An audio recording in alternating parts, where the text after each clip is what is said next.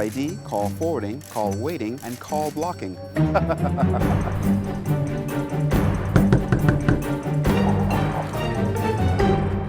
I think it's time you cut the blue wire.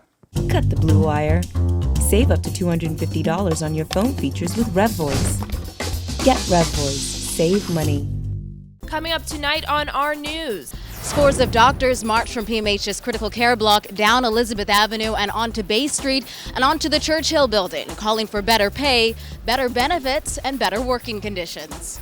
Prominent church leaders come out in support of the 4 gender equality bills. That story straight ahead on our news. A top chamber executive weighs in on Bahamar. That story coming up.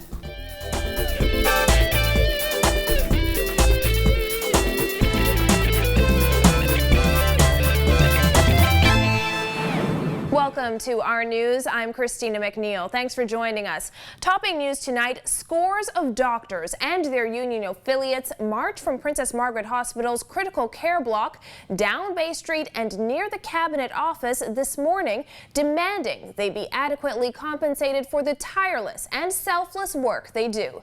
Dana Smith reports.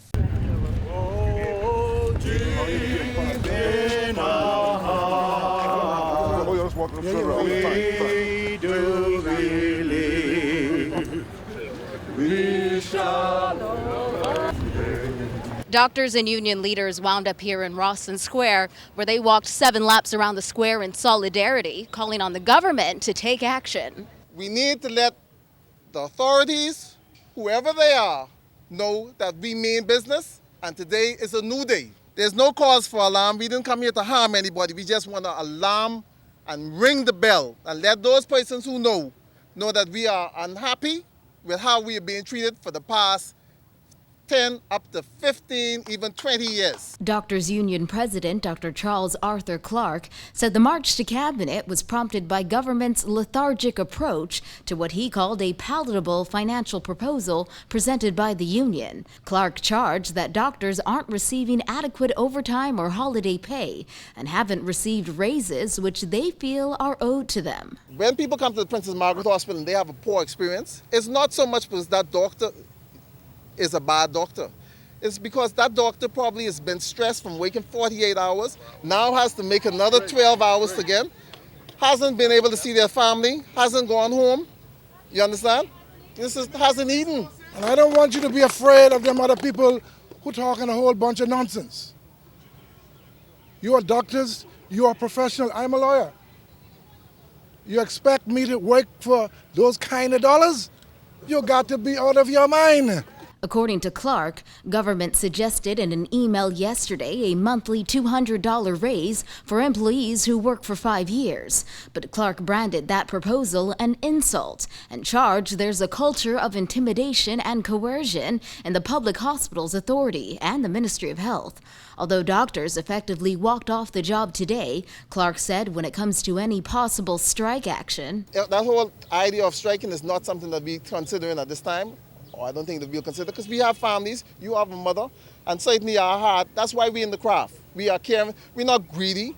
But he added doctors can withdraw service. And if we could do this today, we can withdraw our service in some way or the other and let the public who actually recognize that we actually do something worthwhile for them also lend their voice to this struggle. Reporting for Our News, I'm Dana Smith.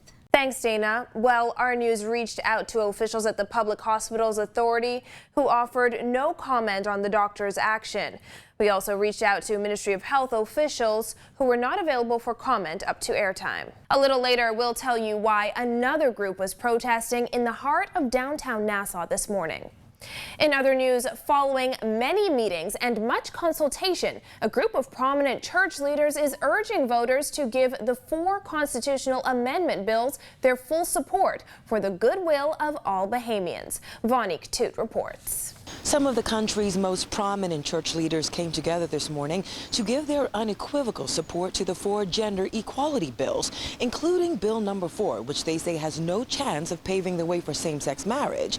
They say to vote against these bills in June would be unchristlike and unacceptable. The vote on these amendments is so critical to our integrity as a country and to justice within the borders of our nation. As a Bahamian, I shudder to think that we would go to the polls and vote against these amendments.